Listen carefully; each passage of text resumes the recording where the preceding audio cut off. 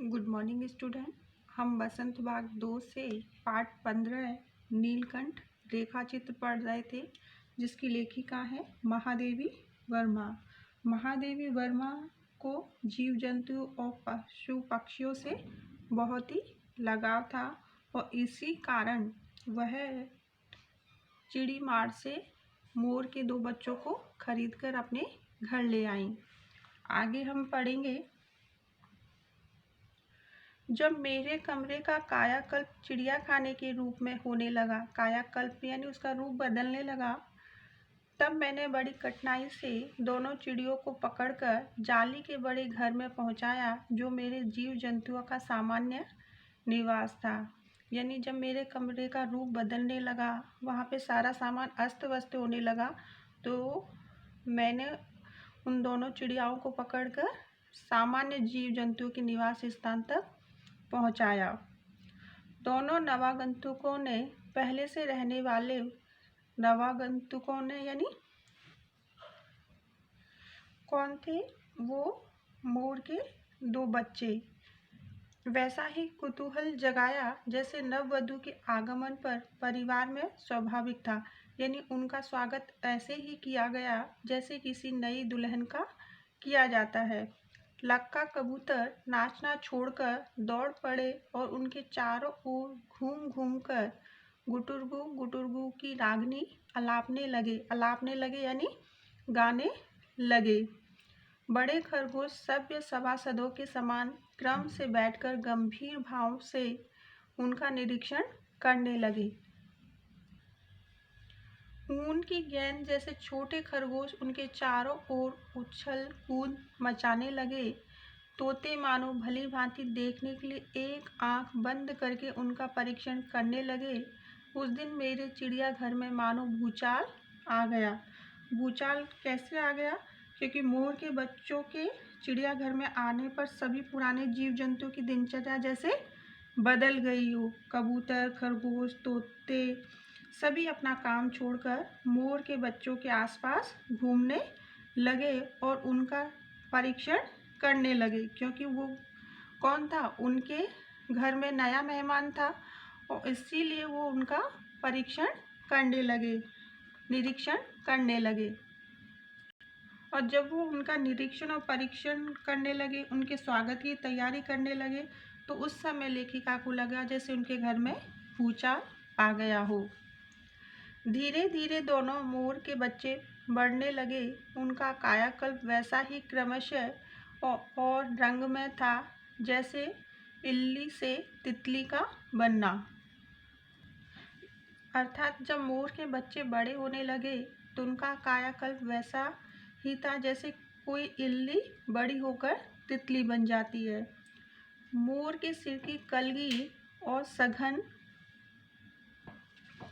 ऊंची और चमकीली हो गई हो। यानी मोर के जो सिर पर जो कलगी लगी हुई, जो मोर मुकुट कहलाता है, वो उसकी क्या विशेषता थी कि वह बहुत ही चमकदार, सघन और ऊंची थी। चोंच अधिक बंकिम और पैनी हो गई थी। बंकिम यानी टेढ़ी और पैनी यानी तेज।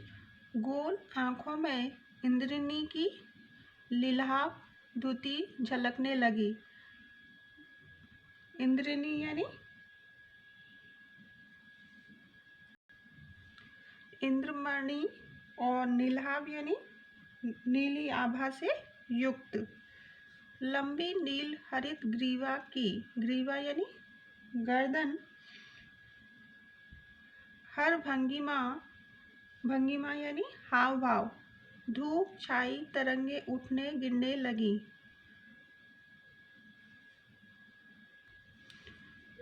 धूप छाए गिरने लगी से क्या आशय है कि धूप छाई तरंगे जब उठने और गिरने लगती हैं तो मोर की हरी नीली लंबी गर्दन जब हिलती थी तो वह कई जगह से चमकीली और कई जगह से वह गहरे रंग की दिखाई पड़ती थी।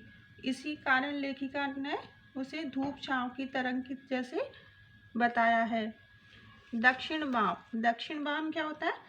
दक्षिण, दाएं और बाएं। दक्षिण बाम किसे कहेंगे? दाएं और बाएं। दोनों पंखों में सलेटी और सफ़ेद आँखलेखन स्पष्ट होने लगे। आँखलेखन यानी लिखावट। पूंछ लंबी हुई और उसके पंखों पर चंद्रिकाओं के इंद्रधनुषी रंग उद्दीप्त हो उठे। उद्दीप्त हो उठे यानी चमक उठे। रंग रहित पैरों को गर्वीली गति ने एक नई गरिमा से रंजित किया। रंजित किया यानी रंगा। उसका गर्दन ऊंची कर देखना विशेष भंगिमा यानी हाव भाव के साथ उसे नीची कर दाना चुगना, पानी पीना, टेढ़ी कर शब्द सुनना आदि क्रियाओं में जो सुकुमारता यानी नाजुकता और सौंदर्य था, उसका अनुभव देखकर ही किया जा सकता है। गति का चित्र नहीं आंका जा सकता। यानी यहाँ लेखिका ने मोर की सुंदरता का बखान करते हुए कहा है, उसके दाएं बाएं पंख सफ़ेद थे और उसके सलेटी रंग थे। उसकी पंखों की चंद्रिकाएं इंद्रधनुष के रंगों की भांति चमकती थी और मोर के गर्दन ऊंची कर देखना और विशेष भंगिमा के साथ नीचे कर दाना चुगना, पानी पीने जैसे टेढ़ी मेढ़ी कर शब्द सुनना उसकी सुकुमारता और सौंदर्य का प्रतीक था। मोरनी का विकास मोर के समान चमत्कारिक तो नहीं हुआ, परंतु अपनी लंबी धूप छाई गर्दन, हवा में चंचल कलगी, पंखों के श्याम श्वेत पत्र लेखा, मंथर गति आदि से वह भी मोर की उपयुक्त सहचारणी होने का प्रमाण देने लगी। सहचारणी यानी साथ चलने वाली अनुगामिनी। नीलहाब ग्रीवा। नीलहाब यानी नीली चमक या शोभा, ग्रीवा यानी गर्दन के कारण मोर का नाम रखा गया नीलकंठ। यानी मोर का नाम नीलकंठ क्यों रखा गया? क्योंकि वो उसकी गर्दन कैसी थी? नीली। उसकी छाया के सामने रहने के कारण मोरनी का नामकरण हुआ राधा। यानी वह मोरनी उस नीलकंठ मोर के साथ ही सदा छाया की तरह रहती थी, इसी कारण उसका नाम क्या रखा गया? राधा। यानी मोर का नाम क्या था? नीलकंठ और मोरनी का नाम क्या रखा गया? राधा। मुझे स्वयं ज्ञात नहीं है कि वह कब नीलकंठ ने अपने आप को चिड़ियाघर के निवासी जीव जंतुओं का सेनापति और संरक्षक नियुक्त कर लिया है।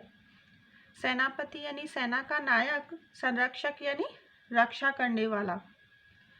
सवेरे की वह सब खरगोश, कबूतर आदि की सेना एकत्रित कर उस ओर ले जाता जहां दाना दिया जाता है और घूम घूम कर मानो सबकी रखवाली करता रहता है। जैसे कोई सैनिक अपनी प्रजा की रक्षा करते हैं, उसी तरह वो मोर भी उनकी रखवाली किया करता था। किसी ने कुछ गड़बड़ की और वह अपने तीखे चंचू प्रहार से उसे दंड देने दौड़ा। चंचू प्रहार यानी चोंच के प्रहार से। खरगोश के छोटे बच्चों को वह चोंच से उनके कान पकड़कर ऊपर उठा लेता था जब तक वे आर्त क्रंदन न करने लगते। आर्त क्रंदन यानी पीड़ा से कराहना। उन्हें अधर में लटकाए रखता। कभी कभी उसकी पैनी चोंच से खरगोश के बच्चों का कर्णभेद संस्कार हो जाता। कर्णभेद संस्कार यानी उसके कान छेदना। पर वे फिर कभी उसे क्रोधित होने का अवसर न देते। दंड विधान के समान ही उन जीव जंतुओं के प्रति उसका प्रेम भी असाधारण था। प्राय वह मिट्टी में पंख फैलाकर बैठ जाता और वे सब उसकी लंबी पूंछ और सघन पंखों में छुआ छुओल का खेलते रहते।